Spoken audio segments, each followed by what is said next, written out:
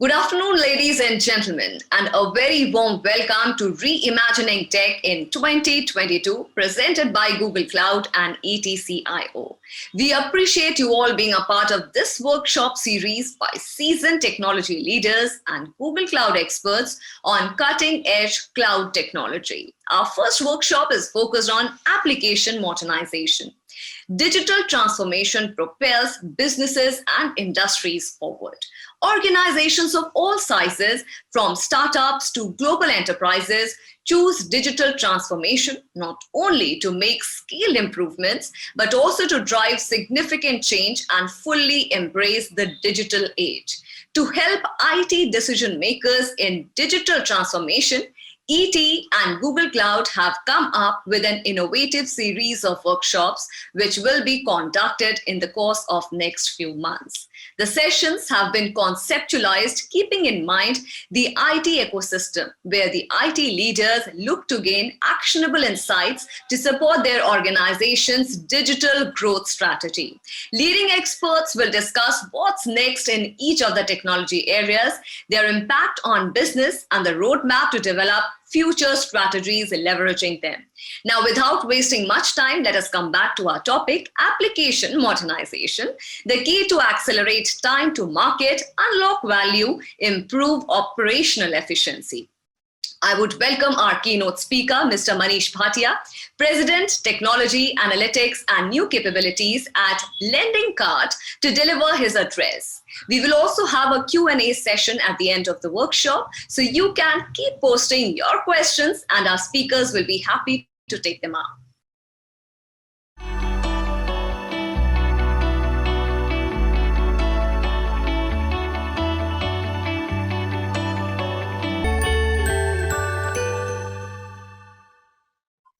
Hi, this is Manish Patel. I'm the president of Lending Card. I basically head all of technology, which is data sciences, product, and engineering. Prior to joining Lending Card, which was about 2 years ago, I was with Amazon for about 10 years in various different capacity. Before I left Amazon, I was the CTO for Amazon Pay. So that's a very quick introduction about myself. What I really wanted to cover today was, application modernization, and walk the audience through various different aspects of issues, trends, and what are the different challenges that we typically run. Right. So I'll just sort of start there. The top trends around application modernization is what you generally see in the industry is there are 3 or 4 different types. If you're really trying to modernize, what you're sitting on. You have a legacy platform built about 10, 15 years ago. You're running into issues where you're not able to scale quickly. You're not able to move quickly. Agility is a problem. It takes months before you can release a function. And there are different points and different patterns around. I've seen different organizations actually take.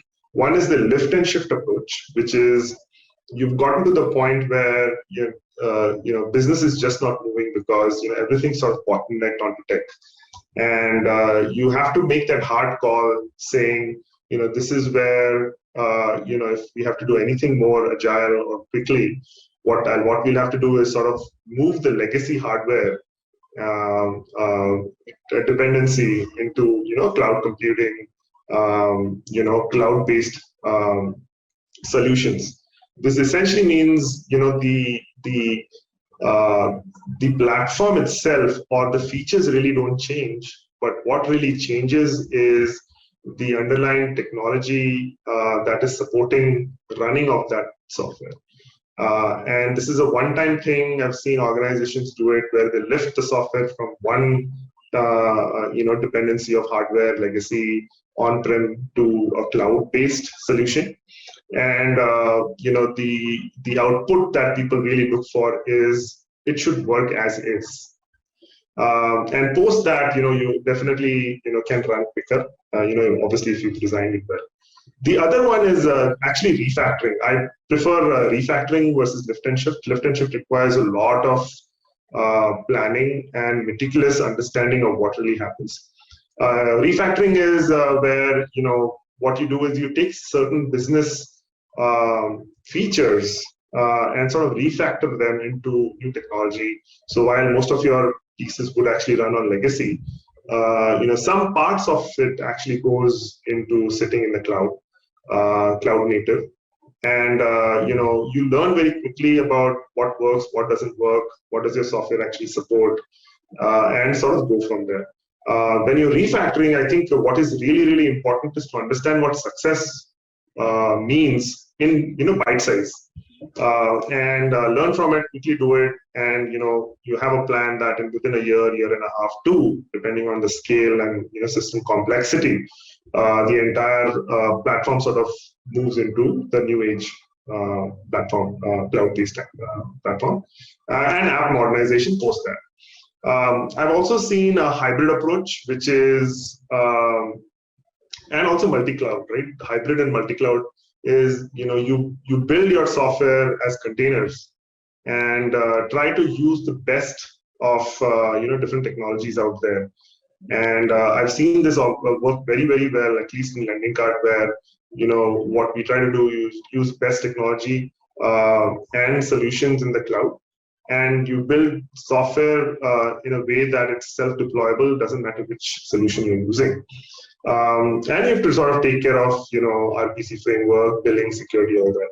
So, those are the top 2 or 3 trends that I've seen when it comes to app modernization, which is lift and shift, refactoring, and to an extent, hybrid and multi-cloud, which sort of helps the technology, the team to sort of revamp what they've built over the last decade or so.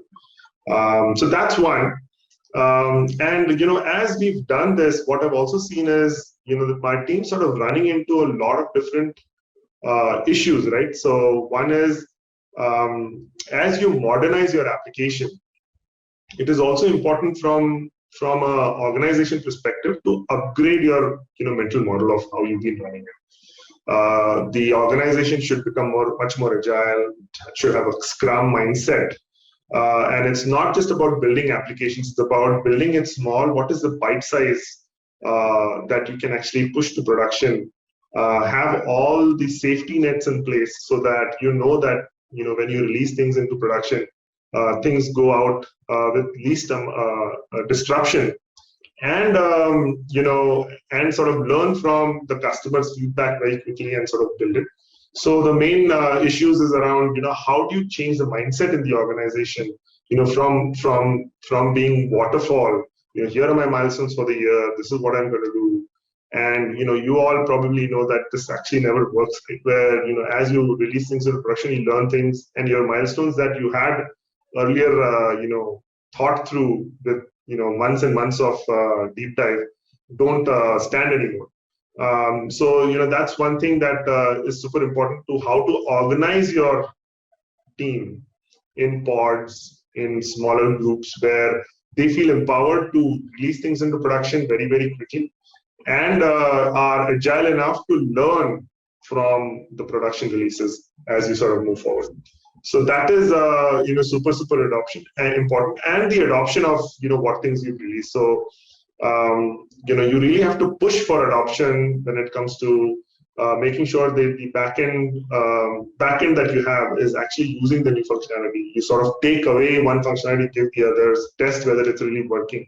So adoption has to be a big part of your go-to-market strategy, and you have to measure adoption. Otherwise, what happens is, as humans, you go back to the things that are comfortable to you, and sort of adoption of the new technology, the new application that you build becomes a problem. Now, how do we leverage modernization for my business, which is LK? What we do is we actually build. We build our applications in cloud native technologies. We use containers, we use robotic process automation, we use a lot of monitoring and a lot of logging and telemetry for incident management, right? So I think the goal of modernization has to be very clear. Why are you doing what you're doing?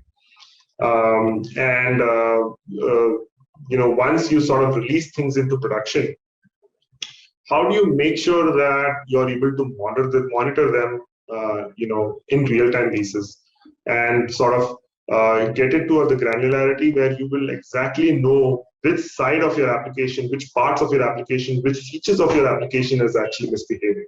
Gone are the days when you would actually come back with RCAs in a day or two. The expectation from the business right now is, how do you give instant feedback? You should know the RCAs within a couple of minutes, if, at least the root cause. Or the hotspots of where it's really happening, and then you sort of have to go back and do the RCS very, very quickly. So as you modernize your applications, it's also very, very, very, very important to build the capabilities to support your application. And also there's a lot of buzz around app first, ML first, and how you're using data. How you're using data to upgrade your customer's experience. Either it's shopping, or it's finance, or it's lending. In our case, how do we use data so that we are always able to provide even better customer experience? So from a modernization perspective, these safety nets so that you can move faster, test infrastructure, right? So how do you build automated tests so that engineers are much more confident of their releases and don't have to wait for months or weeks to have someone else go and test it. And everything sort of has to flow in from an automation perspective and continuous deployment perspective. So that's one thing that as an organization, it's very, very important to provide and build your safety nets and surrounding capabilities so that your main application is successful. I think the one thing that is super, super important is what are the benefits of app modernization? From a benefits perspective, there are a few indicators, right? Once your app modernization is actually done, I think it's important to step back and relay how what you've done is better in quality, better in experience, better in resilience of the application, right? How your application is better than what it used to be, how it's faster. So when I say faster is, how agile it is, how you are able to make quick changes, how you're going to be able to do RCAs very, very quickly, and overall, how do you have better alerts built in so that you don't spend a lot of time understanding where the issues are. So, better software, faster implementation and deployments and root cause analysis, and cheaper, right? So it has to be better, it has to be faster, and it has to be cheaper. It has to be more cheaper in the sense more efficient. It has to be efficient, from a manpower perspective. It has to be efficient from a hardware perspective. Elastic containers and cost where the things that you're not using should be released. So how do you build your software features while using these capabilities in the cloud would define how cloud native you are. But at the end of the day, guys, what is really, really important is app modernization is not just in name, but also in spirit, where you feel that your software is better, it is faster, and it is cheaper by an order of magnitude, I would say. Otherwise, the ROI of doing it sometimes questionable. And last but not the least, what next, right? What is the future that we foresee? I touched initially on the hybrid approach, right? One is, how do you sort of run your software in taking the benefits of different things? For example, if you're building an app, nowadays, smartphones are one of the most powerful devices, which has got tons and tons of sensors sort of built in, right? Location sensors. You talk about, accelerometer, gyroscope, GPS. You talk about environmental sensors, which is, ambient line sensor, ambient temperature, barometer. You talk about biometric sensors, which is fingerprints.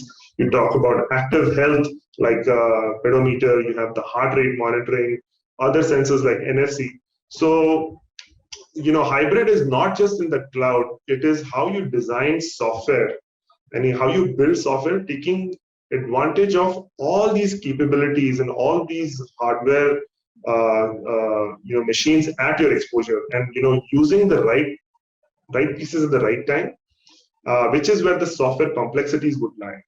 How do you use the app when it's required? How do you use the backend cloud when it's required? How do you use something in the middle when it's required, so that overall the customer experience is the most important thing that you're working on. So I think that's pretty much from my end, from a app modernization perspective, very, very important. As you start to build these functionalities, don't lose sight of, once you're done, what does success really look like? And you have to define success in these three parameters that I was talking about: better, faster, cheaper, by an order of magnitude. So, but thank you for your time, and it was a pleasure being on stage to relay these messages from my end. Thank you. Thank you, Mr. Manish Bhatia, for kickstarting this workshop and setting the context aptly. In this workshop, our focus is on how enterprises can approach application modernization.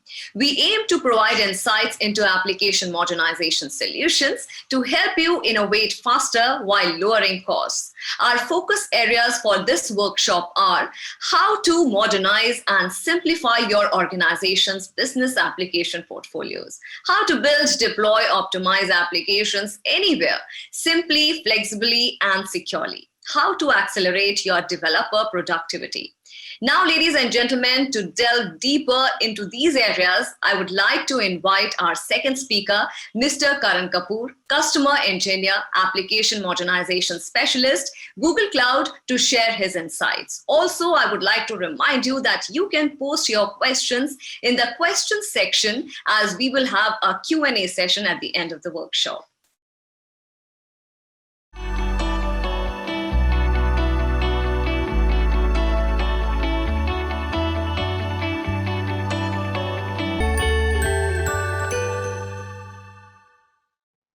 Thank you, Manish, for that insightful session. The interesting thing is that the problems that you mentioned in your session are actually problems that a lot of companies in the world face today. Most enterprises, Forbes 50s, startups, digital natives, manufacturing companies, all of these different companies, interestingly, have some of these similar issues. And in order to tackle these very similar issues is why we created a bunch of infrastructure as service, platform as service, and solution as service offerings on Google Cloud. And in today's session, I'd like to talk about some of these offerings and how Google Cloud can help customers overcome some of these challenges, include a lot of these capabilities that are required to build modern applications, and to essentially modernize your existing legacy applications as well. So without further ado, let's get into it. So today we're going to be talking about application modernization with Google Cloud. My name is Karan Kapoor. I am an application modernization specialist at Google Cloud. Application modernization, as per Gartner, is services. Application modernization services basically address the migration of legacy to new applications or platforms, as well as the process of creating newer applications based on architectures that can help scale, help perform better, help you get more insights, and to evolve rather quickly. Another very key important aspect of modernization is the ability to re-platform, re-host, reordering, recoding, re-architecting, re-engineering your applications as well.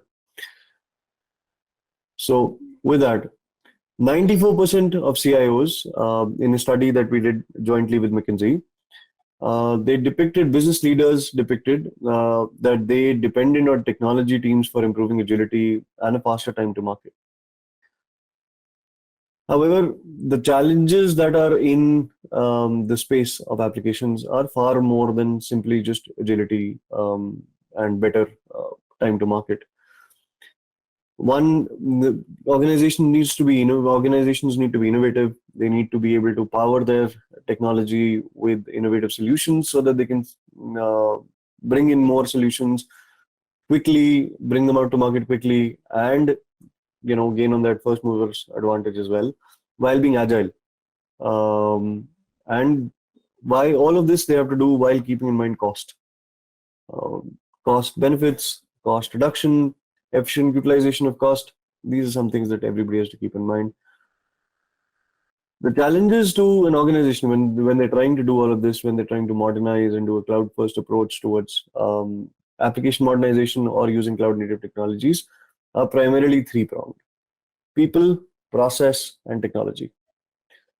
People require skills and training to be able to use the tools at their disposal effectively, but it also requires the right culture of psychological safety to be able to think big while not being bogged down by bureaucracy, while being able to deploy quickly, do things more efficiently, and in general not have a sense, a fear of failure. Okay, so that whatever you do, whatever your people want to experiment with, whatever your businesses want to experiment with, can fail faster if at all. Ideally, they shouldn't fail. Better processes like DevOps processes move from innovation labs to continuous innovation, essentially, such that they can do more automatic deployment. They have better visibility of success and failure rates of the application deployments, better, more secure processes to get their application from the dev test bench to production systems. Also, site reliability engineering getting integrated into your software delivery lifecycle is a very key component, because this site reliability engineering is something that helps you bring together different parts of the organization while ensuring that you're able to monitor and operationalize your software efficiently. And of course, there is the right technology. So you should be able to move from virtual machines to containers where required or where the benefits permit, or to simply be able to lift and shift and move to cloud to get some of the benefits of that public cloud infrastructure. Also, for organizations who are looking to move to the cloud or use these cloud native technologies, being open or leveraging open source technologies is a great way to ensure portability and to avoid lock into a single vendor. This would obviously give your organization a lot more flexibility in terms of what you're able to do, maybe multi-cloud architectures, maybe hybrid cloud architectures. So these are some of those challenges that people feel when they're about to move, when they consider moving from the legacy monolithic ways of doing software to the more cloud native modern application delivery platforms, paradigms. So when it comes to application modernization, there are a few patterns that are widely understood and that people try to adhere their applications to. These fall under these three, practice focuses: discovering, assessing, and planning. After discovering, assessing your planning and planning your applications, these are some of the things that people decide to do to their applications. Either you retire or retain your applications. Retire obviously meaning decommissioning some of your applications that you no longer use, or you retain your legacy application as is because you realize that, hey, it's too difficult to do anything with. Maybe I can't even put it on the cloud. Maybe it's just too fragile to touch. I don't have any of those people who originally worked on this application, but it's a very critical application to me, so I don't want to touch it. If you choose to do something about it, and if you do choose to move it to cloud, then there are a few more options, which are rehost. So you can essentially pick up your application which is running in a virtual machine and put it onto a virtual machine on public cloud. This enables you to get better flexibility in terms of compute power, latest newer hardware, the ability to scale, the ability to have higher availability and be available across multiple different regions in the world, without locking into your own data centers at specific places in the world. The other option is to replatform. This would basically mean that you replatform your application from a virtual machine-based application to run in containers. So you're able to pick up your same code, the exact same code that you have, you're able to put it inside containers. And this essentially helps you increase and improve portability and resource utilization. So now instead of running that one single piece of code on one single virtual machine, you're able to run multiple replicas of the same application across multiple virtual machines, multiple applications sharing the same machine. So it just basically leads to a much denser deployment of your applications.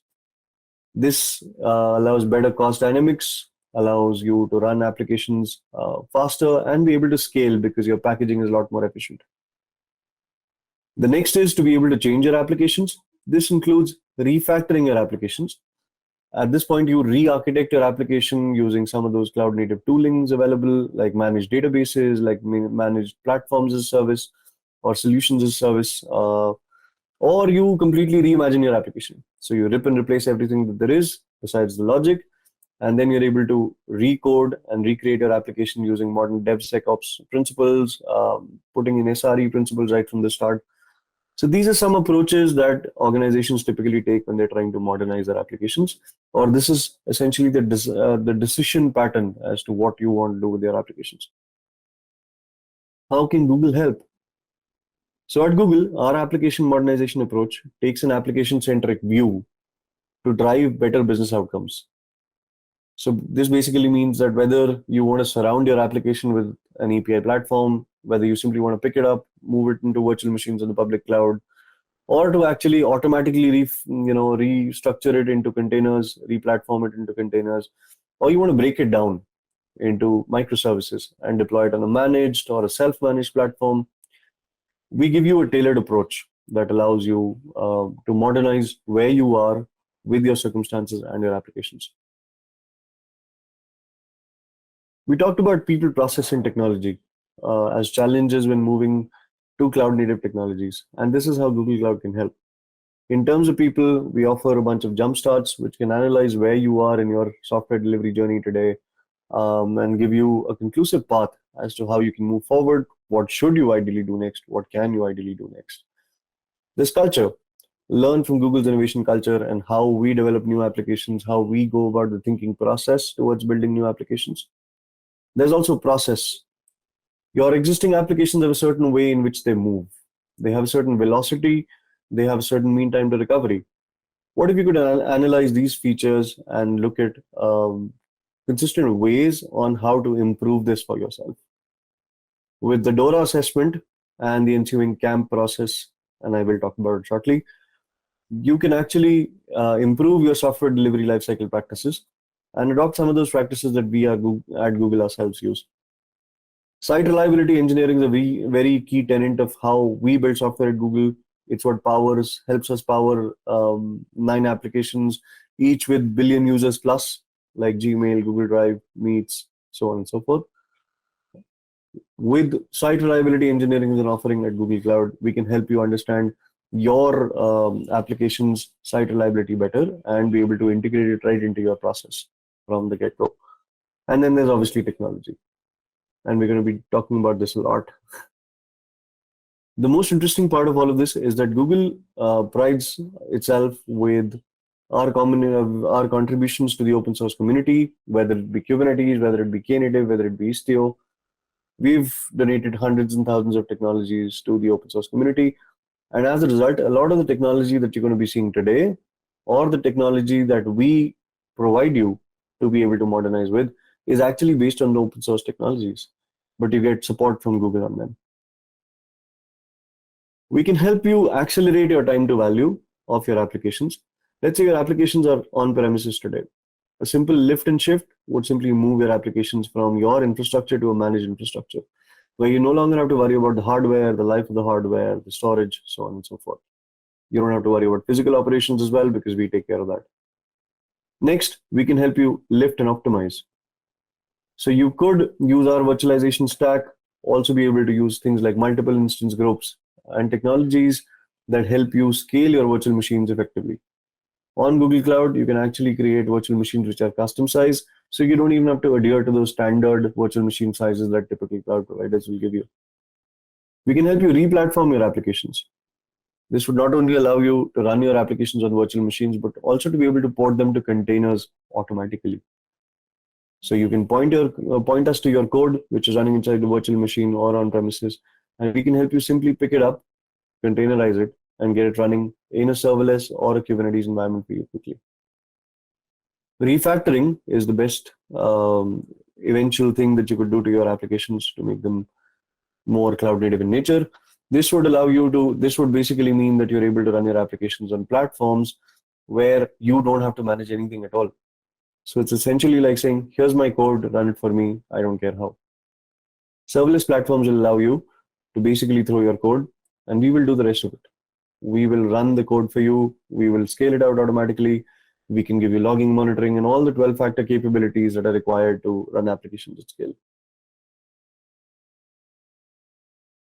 So if you go back to that strategy of what should you do with your applications, this is how we can help. Let's say you decide to retain your application and you want to make it accessible to other systems within your organization, or you want to make it accessible to external consumers.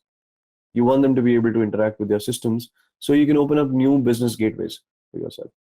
Apigee could be a solution, an API gateway that you can use to surround your applications with and expose your existing applications to the outside world using API endpoints. You could also choose to rehost.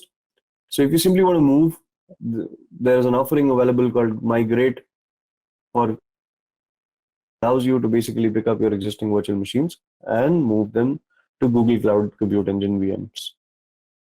There are also other capabilities like deploying your applications automatically to App Engine and ACP to Google Cloud, plus BigQuery for analytics. You can also choose to replatform your applications, in which case you could actually run a fitness assessment test on your applications, which could be running on premises or on virtual machines on another public cloud. And we can help you simply lift your application code, the processes, the dependencies, and create container images out of it. Migrate VMs to Google Kubernetes Engine using Anthos is something that helps you do that. You can also use GKE Autopilot, which is a completely managed Kubernetes ecosystem for you, Kubernetes on the cloud, that allows you to basically throw your container images at it while still having control of the Kubernetes cluster like you would, minus all the management overhead of managing your nodes, scaling out, scaling down, etc. And if you want to manage multi-cloud environments, like running your applications on premises or on the public cloud, there's always Anthos, and we'll talk about that in a bit. If you choose to refactor your applications, there are tools and technologies like Cloud Run, based on open source tools, by the way, and technologies like Cloud Functions that are available in the public cloud on Google Cloud. If you wish to reimagine your applications, you can move your .NET applications, your Spring, Java applications, Node.js, Golang, PHP, Python, what have you. You can bring any of these different applications, run it on Kubernetes, run it on Cloud Run, run it on Cloud Functions, App Engine, or a variety of different hosting options that are available in Google Cloud. While doing all of this, you can do continuous integration, continuous delivery using some of our serverless CI/CD tools and technologies as well, and get overarching insights and views into how everything is running using our integrated monitoring stack. While doing all of this, you're able to use Google's best site reliability engineering process and practices, which we ourselves use in our tools. Historically speaking, Google has always been a technology innovation company, and in 2003 is when the work on Kubernetes started. Back in 2003, a couple of Google engineers, they started automating cluster management inside Google. That is what eventually led to the open sourcing of Google's Borg as Kubernetes, and a consumer managed Kubernetes offering in 2015 called Google Kubernetes Engine. From there, we moved from strength to strength, launching features such as Istio, gvisor, Knative, Cloud Run, and Anthos into the public domain. Anthos being the final one that helps you run multi-cloud Kubernetes anywhere, whether it's virtual machines, whether it's AWS, Azure, or GCP. Google Kubernetes Engine is the world's leading Kubernetes experience on the planet. We have a record-breaking 15,000 node scalability for a single cluster. That's at least 3 to 5 times more than any other cloud provider can provide. Besides that, we also have class-leading features like a 4-way autoscaler, again, a differentiating feature that nobody else is able to give you. We have integrations with GPUs and TPUs, so you can bring GPU and TPU nodes into your Kubernetes clusters, and a bunch of unique different features, 76 by the way. Which leads us to Anthos. Google Kubernetes Engine is something that runs on Google Cloud. I want to do modernization across multiple different clouds, and I want to do it on my on-premise data center as well. That's exactly something that Google Anthos does. Google Anthos is a multi-cloud hybrid cloud offering from Google. which allows you to run your applications without infrastructure lock-in to a particular provider. You can build once and run anywhere. Anthos allows you to modernize your legacy applications. So you can bring in your legacy applications to the platform, get the platform to convert your applications into containers and run them wherever for you. You can accelerate software innovation with features like service mesh, with features like automatic configuration management, with CI/CD that works really well with Anthos no matter where it's running. You get a fundamental platform to start your software delivery lifecycle without having to put all that together yourself. It also helps you to drive value from your data with a common platform that runs across multiple different infrastructure options, maybe public cloud, maybe on your data center, on premises, etc.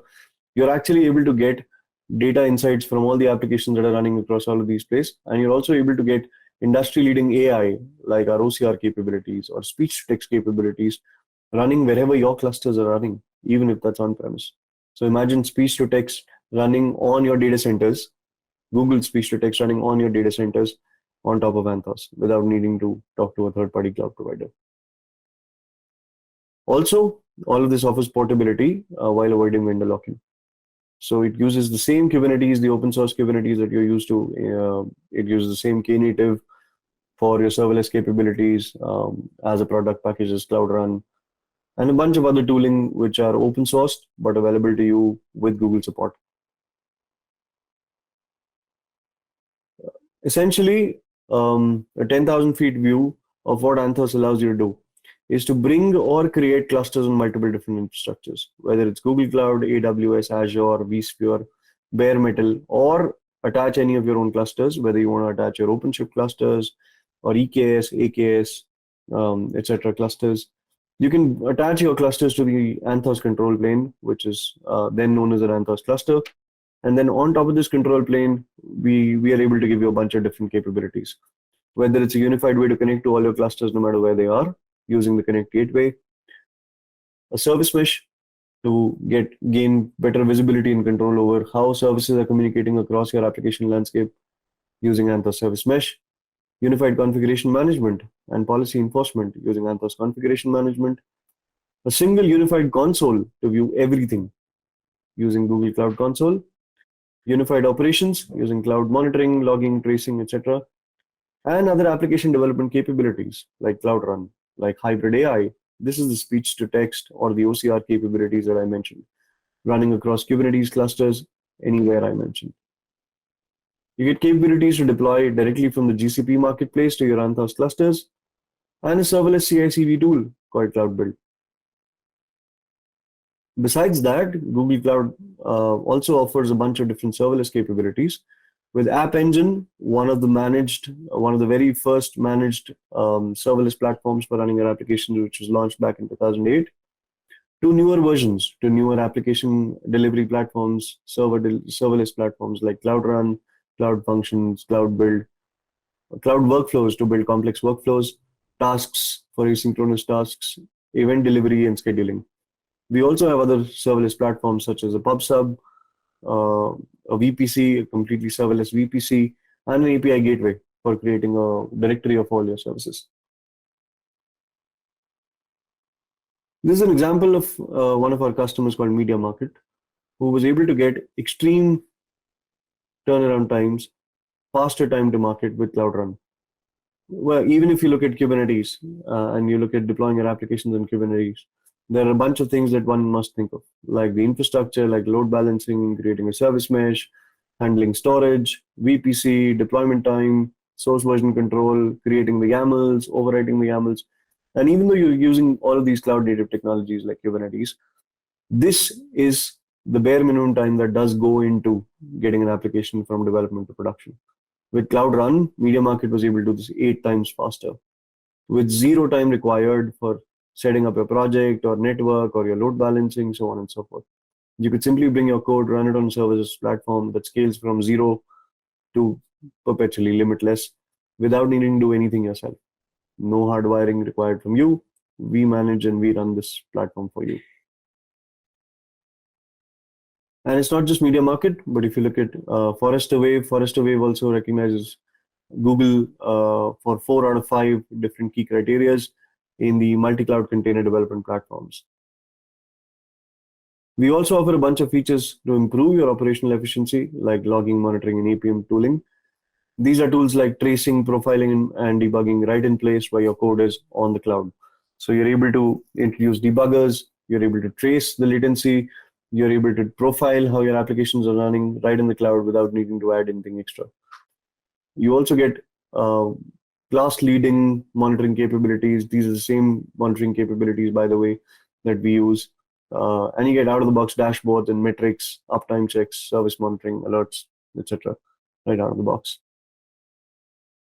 This logging and monitoring that I mentioned is actually based on the same SRE principles that we at Google use to power the Google Maps and Drive and Google Mail, etc.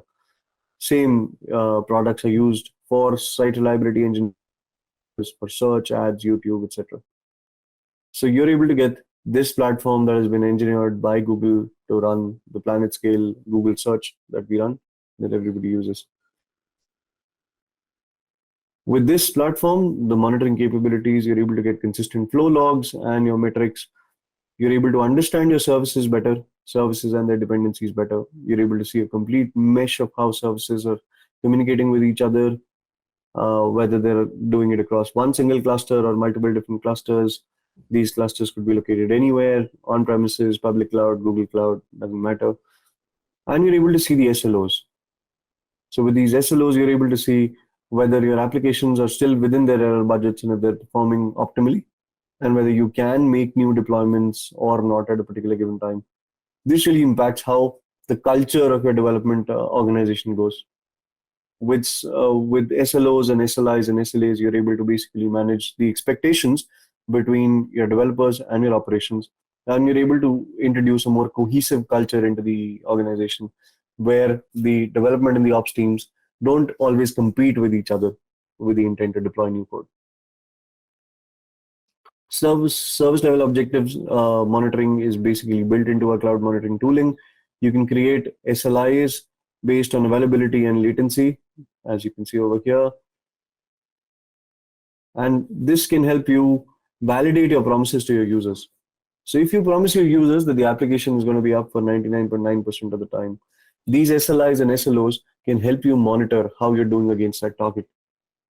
And the budget that remains is what would be available to you for downtime, for bug fixes, for patching, for upgrades, and so on and so forth. So this really helps you bring that consolidated view of your operations and your development teams working together to bring new features. Allows you to do error budgets, lets you balance velocity versus reliability, a very core feature of how we're able to do SRE across all the applications. At Google, we can help you with doing multiple different things, like the application rationalization Jump Start. It's a great place to start. We can do a quick 90-minute discovery session to get a better understanding of your applications, your application estate, and identify best approaches as to how you could possibly move, whether you should re-platform, refactor, rewrite, simply lift and shift, so on and so forth. There is also the Containerization Jump Start. This is basically meant for organizations that are trying to look at containerization as something that they do in the near-term future, or they're already on the roadmap to do it and they would like to explore how they could do it better. We could also do a multi-cloud jumpstart. So if you're an IT organization that's looking at multi-cloud as a strategy, simply to be available in more regions, to be highly available, to not depend on a single vendor, we could start a multi-cloud jumpstart where we can understand your landscape, we can understand your needs to be multi-cloud, and propose appropriate solutions as required.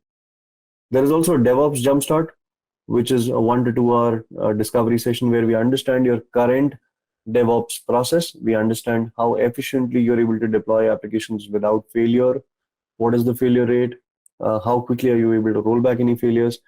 And eventually from that, give you a prescriptive approach to how possibly you could improve it in your organization across all different applications. There is also the SRE Jumpstart, and this is in conjunction with the great books that some of our colleagues at Google have written with regards to SRE and how you can implement SRE best practices across Kubernetes deployments or your general IT infrastructure. In closing, Anthos brings together the simplicity of open source platforms, our deep technical expertise, and the freedom to choose the right cloud partner for your job. Well, Sundar Pichai said this, but he's not the only one. If you look at HSBC, they said something very powerful: double, half, and quarter every year. Double the frequency of releases, half the number of low impact incidents, and quarter the number of high impact incidents. So a global bank like HSBC was able to experience some of these benefits using our Google Anthos platform. AXA was able to move from on-premise infrastructure to Google Cloud, to on-premise, and to other clouds without any change to that application infrastructure and the application platform. So they were able to basically leverage the same platform across on-premises, Google Cloud, and other cloud providers without making much changes. This gave them the flexibility to increase their business to these multiple different regions without needing to rewrite everything. With that, I'd like to come to a close. Thank you for your time.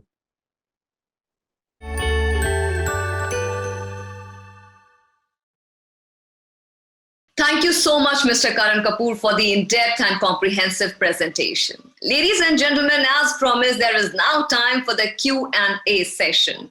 We have received a number of queries throughout the workshop, but we will be putting across very relevant and pertinent questions to our guests on the workshop topic and try finding the answers to them.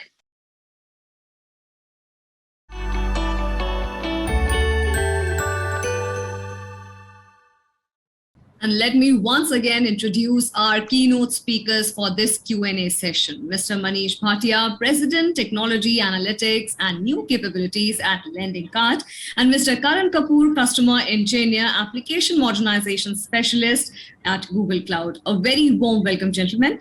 My first question will be for Manish. I would ask you that what is the percentage of cost savings you have seen by apps modernization?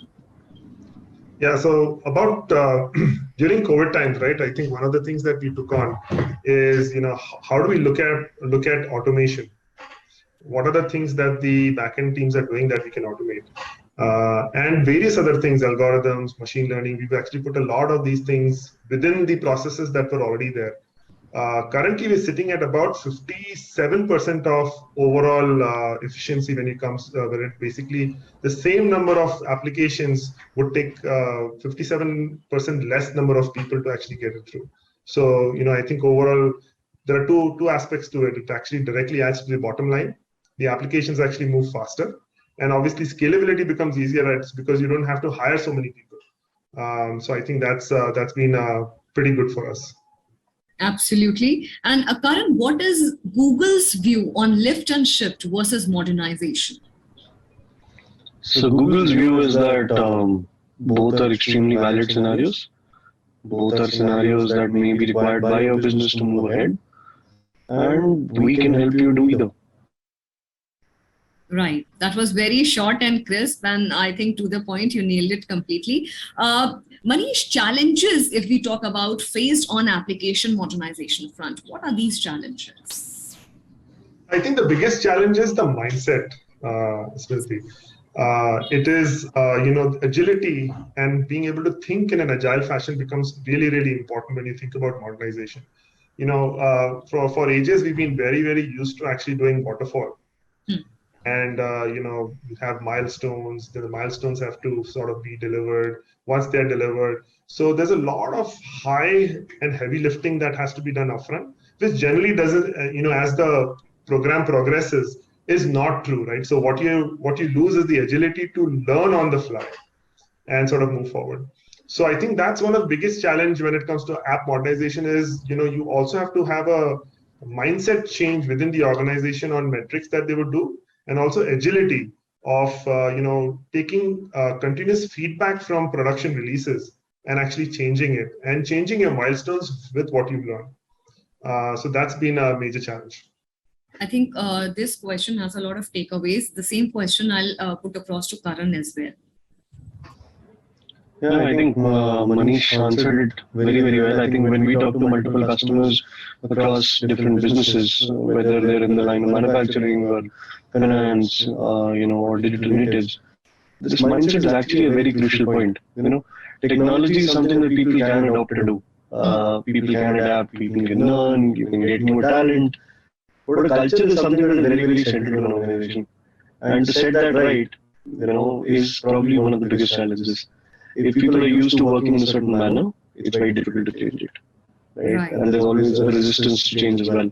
So the best technology in the world cannot teach the right culture. Absolutely. And that's a very important lesson. Right, and very well put across. Manish, what are some of the benefits you were able to achieve with your modernization approach? Multiple benefits, Mufti. One is, optimizing when it comes to efficiency. So, direct bottom line impact. The other is ability to sort of get a better customer experience. So from funnel understanding, where the drop-offs are from a funnel standpoint, to actually automation when there's a lot of manual stuff happening. That also sort of directly impacts the customer experience. That is the other. And the third is your ability. So your organization is as good as the number of experiments you can run. So your inventiveness is defined by the amount of experiments you could do on a regular basis, right? And that's the third piece is, once people sort of look at modernization, the measurement should be how fast are you able to deploy things into production, right, and test the impact and the direct feedback the customers are giving, so that you can sort of make change direct feedback from customers and sort of make the changes as you move along. Right. And Karan, what is the genesis of the products at Google Cloud? So the genesis is extremely interesting. It would be safe to assume that in most developed countries today, 9 out of 10 people would have a Gmail account. Interestingly, okay, Right. And there's a lot that has gone into getting that running. There's a lot of technology innovation. There's a lot of the cultural change that we talked about. There's a lot of things that have happened over the years, and a lot of this has been contributed back to the community as open source projects. Right, so at Google, our philosophy is to make the technology landscape evolve as we evolve as well. So a lot of these products that we sell to customers, that we make available to organizations to utilize, are actually based on a lot of open source technologies, a lot of which have been developed and contributed to open source by Google. So the genesis is actually quite interesting. A lot of these products come out of our own learnings, our own failures, our own shortfalls, things that we realize while trying to run systems at scale. Karan, sorry to interrupt you there. It seems your voice is echoing a lot. Have you opened the vConfig platform page on your device? Please close that.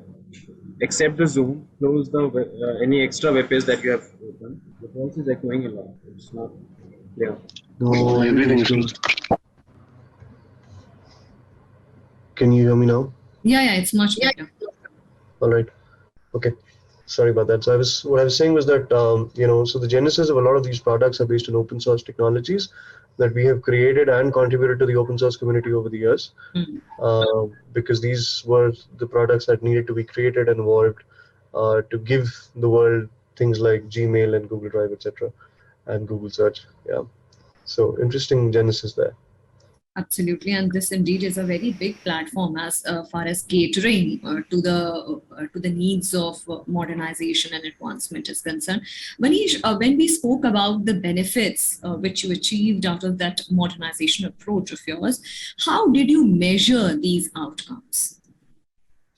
Yeah, so what we generally do is the outcomes is the output metric, right?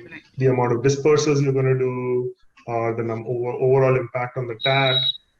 The measurement is actually the input metric, and the input metric is generally controllable, and it's also a leading indicator to how your actually product is doing. So a very simple example would be how many customers signed for an application would be an output metric. But the input metric would be number of customers who clicked on something, number of customers who scrolled over something, number of customers who added their name, identity into. So and then once you have a very good formula for input metrics, those become your controllable parameters. So obviously I can't do much with the number of applications. What do I do with that metric?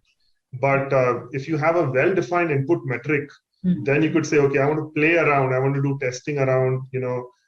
Should I keep my button in more bold, or have a different color, or a different font, or even ask that question? Why are we asking that question? So and then a lot of innovation sort of starts to play in. So the measurement, the question that you were asking, Priti, is it's a combination of input metric that lead to an output metric. Input metric, right. Yeah. The input metric that leads to the output metric. And then, if you have a very well-defined and granular input metric, RCAs, which is root cause analysis, also become much easier, because then you would exactly know what input metric changed, and the customer behavior change, your application change, your customer user experience change, and you know exactly where to go and tweak. Right. And what are the process? What are the challenges when this measurement process is involved? What are the challenges you face when this aspect is involved? Yeah, so it's all about gathering data. Right. So the data gathering during your customer, experience, different flows, different buttons, different pages, becomes extremely important to understand how you're going to kind of have those controllable inputs that will actually change your output.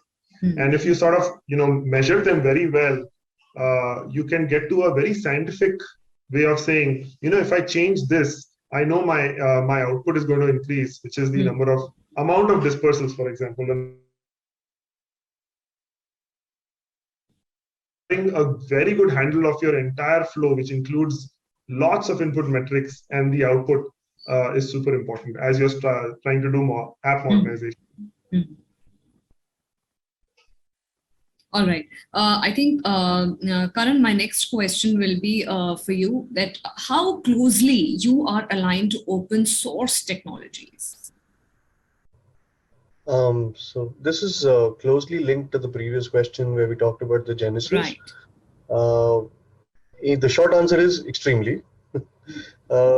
Most of the products that you see on Google Cloud, most of the things that you use are based on some open source tool or technology, and most of these tools were either created at Google and contributed to the open source community, or built together with other organizations, progressing in this field. Things like Istio, for example, built with other people.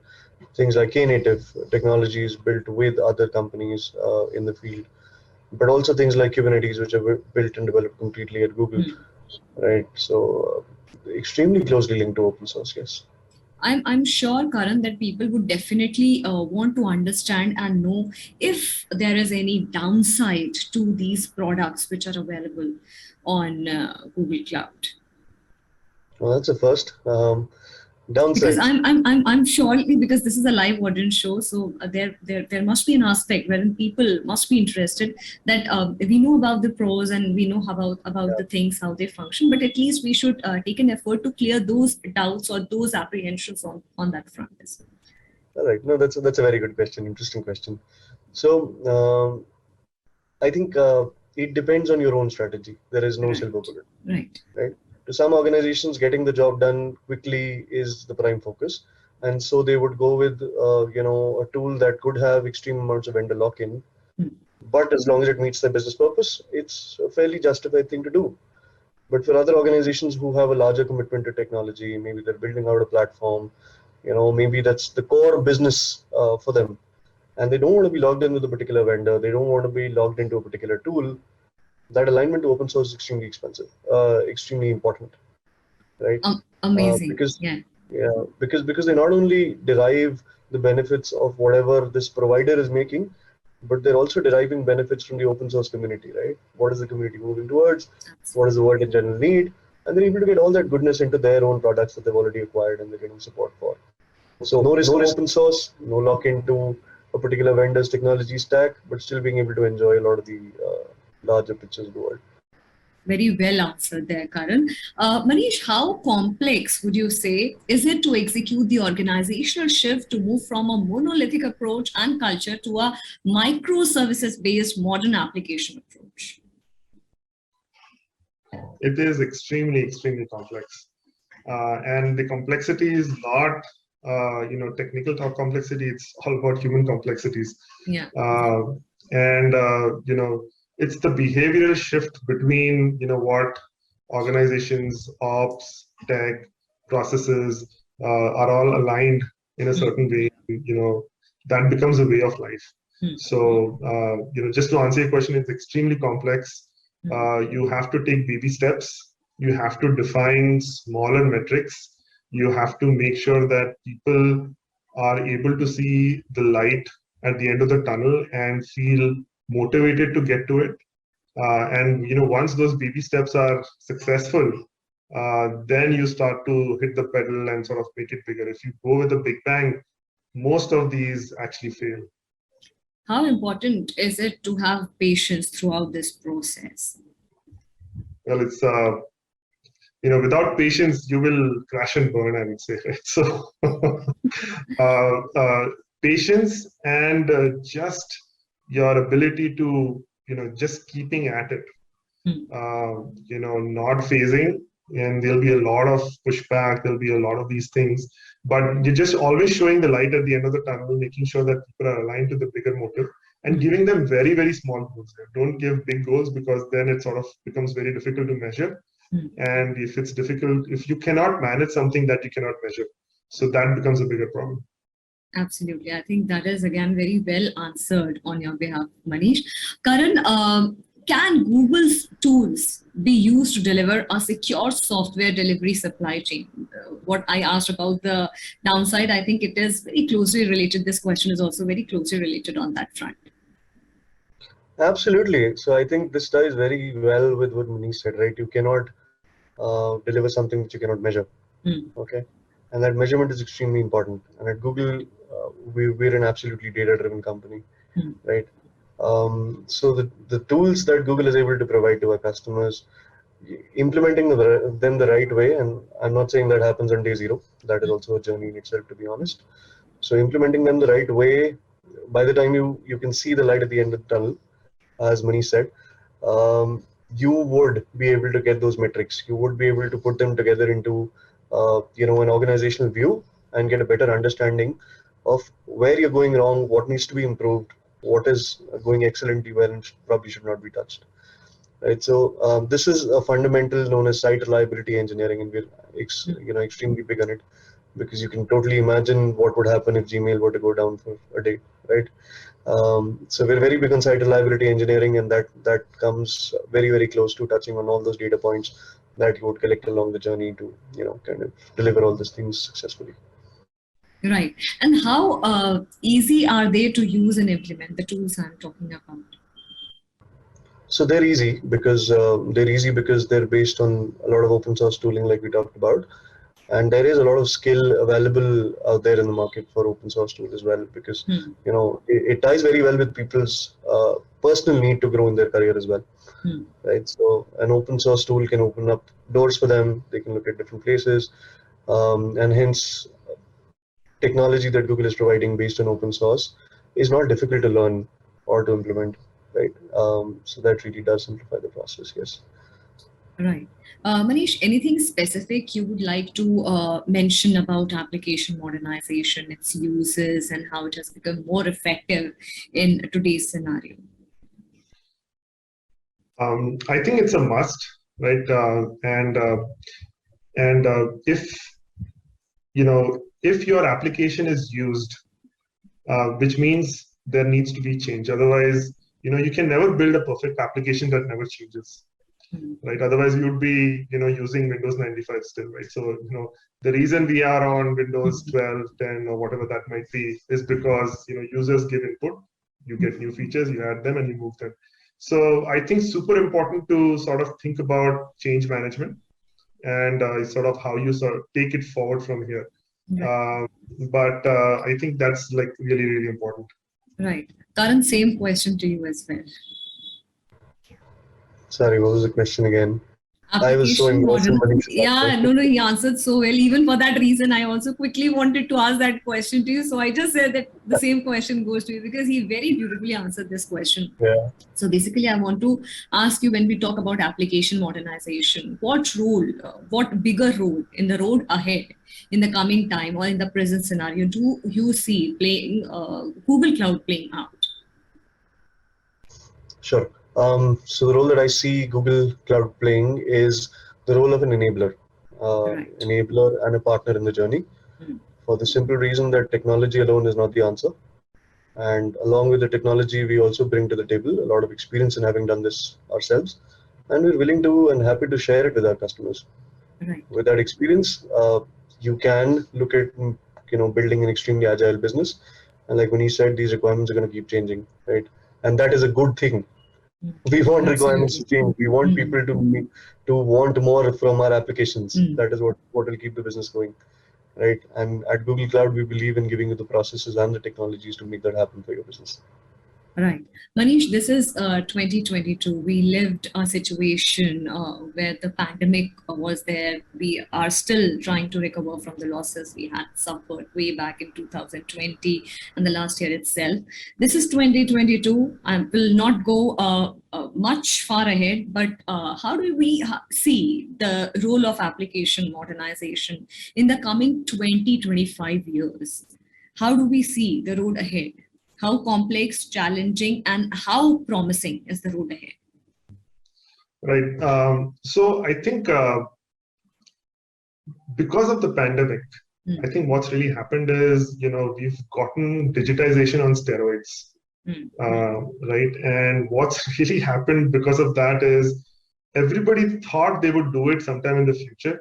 Right. Because of the pandemic, people were in their houses, businesses were shut. The only way to reach customers was through digital. So it's basically, on hyper, speed right now when it comes to sort of making sure everybody modernizes their application. So as you sort of look to the future, I think it's going to, and it's also created an impact of, customers getting habitual to it. So if you see a lot of these studies, what generally happens is after an event, if the habit doesn't stick, it sort of comes back to its original base of, okay, don't really need it. I don't really want it. It was great. I used it. But, I'm going to go back to doing my things the old way. I don't see that happening now because the pandemic was on for like almost 2 years. It's created a permanent space in a customer's behavior. So it's going to double down from here, I feel.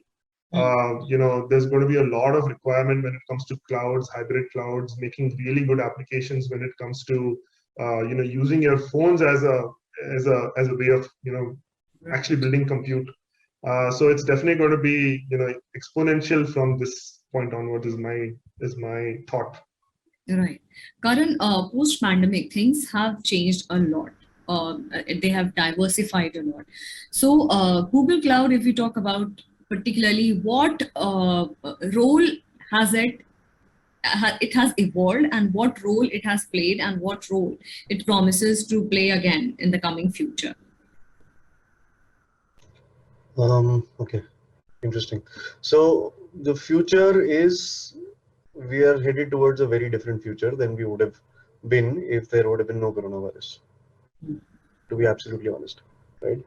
I don't know how many people opened up to the idea of ordering groceries online, right? Earlier, it was all about going to the store, picking it up yourselves, the touch and feel effect. Right. And this evolved into online shopping a little earlier before the pandemic also, but it's gone.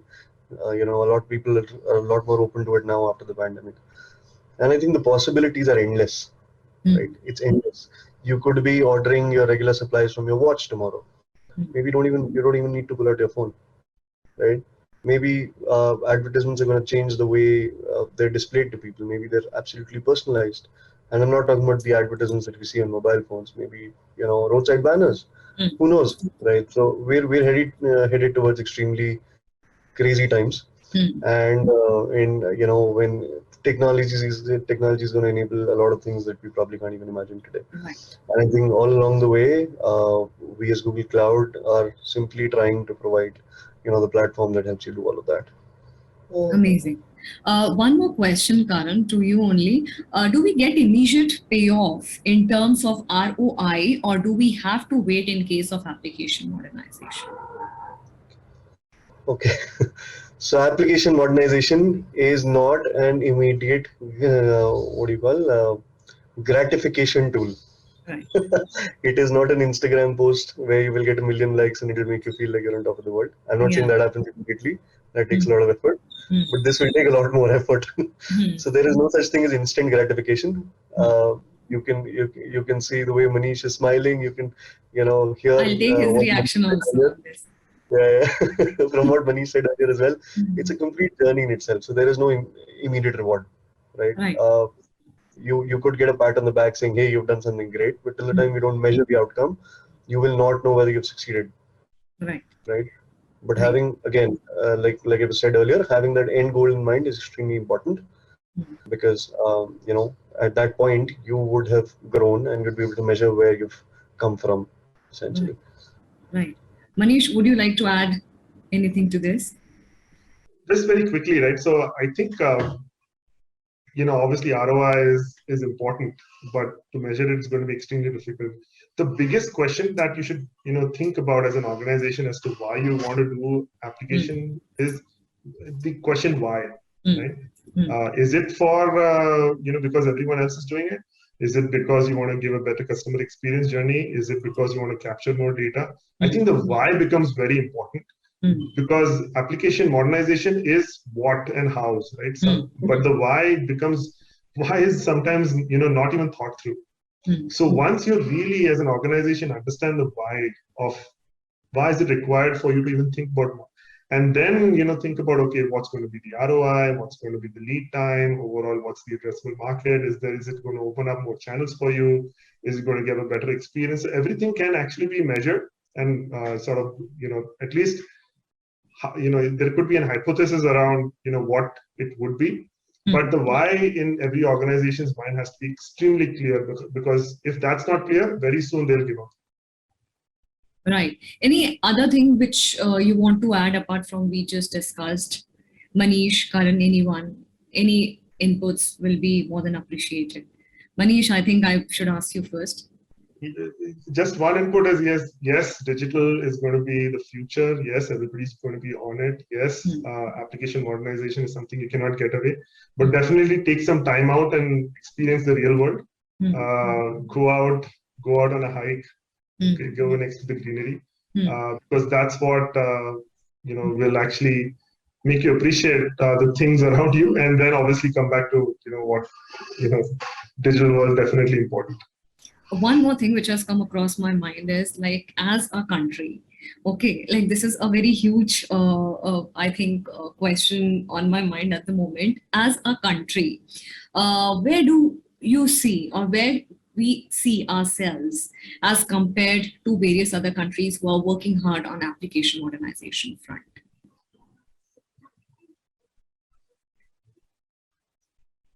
Karan, you going to go first?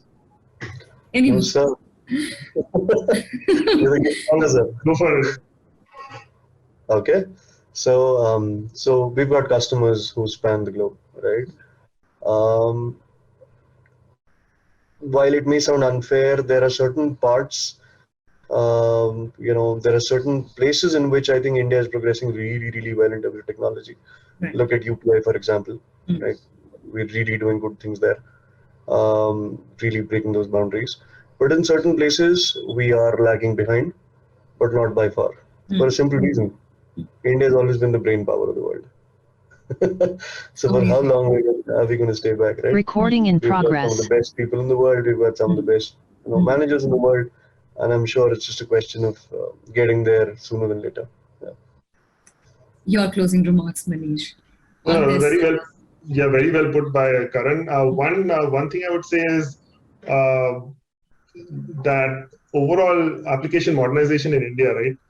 We've moved from a services-based country where tell me what to do, we'll get it done, to now, you see really genuine products come out, which are addressing the real world, real India problems, what we call Bharat. right? And I think it's a phase shift change in the way entrepreneurs and engineers and everybody sort of thinking about real problems and how to solve it. So, and the interesting part that we've also learned is, when you build something for India, it's actually generally applicable across the world. Because of the complexity, and Indian customers are extremely complex in the way they think, the way they transact, the way they actually interact with the application. So, I think there's a huge opportunity there overall for India to sort of take it from here. And post-pandemic, I believe this has given a fillip to this arena as well. Well, thank you so much, Manish. Thank you so much, Karan, for joining us. And with that, we have come to the end of our first workshop on application modernization under Reimagining Tech in 2022, presented by Google Cloud and ETCIO. Thank you once again to the panelists for your time and the knowledge you shared here. Thank you to our audience for being so patient and interactive. Take care and stay safe.